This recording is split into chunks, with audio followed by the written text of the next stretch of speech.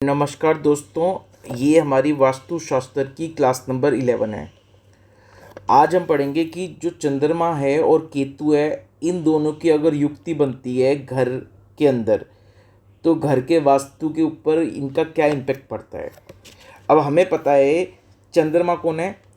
Main door को जब हम अंदर से देखेंगे, अपने घर के मेन डोर को यानी कि मुख्य द्वार को जब हम अंदर से खड़े होकर देखेंगे, तो जो लेफ्ट हैंड की खिड़की होती है वो चंद्रमा की खिड़की होती है और जो राइट हैंड की खिड़की होती है वो सूर्य की होती है।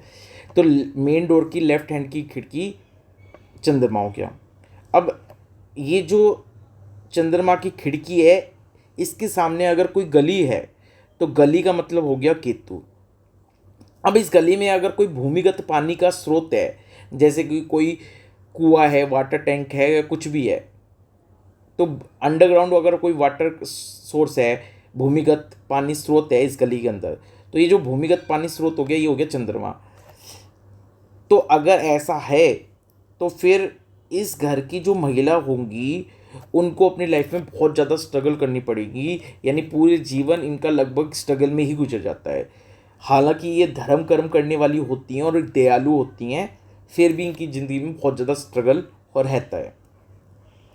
अब अगर ये जो चंद्रमा की खिड़की है, ये मान लो बाथरूम की खिड़की है, ये जो चंद्रमा की खिड़की है यानी मेन डोर के लेफ्ट हैंड की जो खिड़की है, जिसको हम चंद्रमा की खिड़की बोल रहे हैं, ये बाथरूम की खिड़की है। तो बाथरूम का मतलब हो गया केतु, और खिड़की चंद्रमा की खिड़की मतलब चंद्र, तो भी अब चंद्र और केतु की युक्ति बन गई।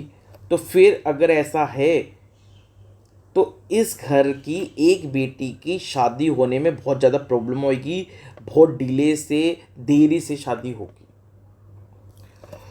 तो ये था वास्तुशास्त्र का हमारा क्लास नंबर 11।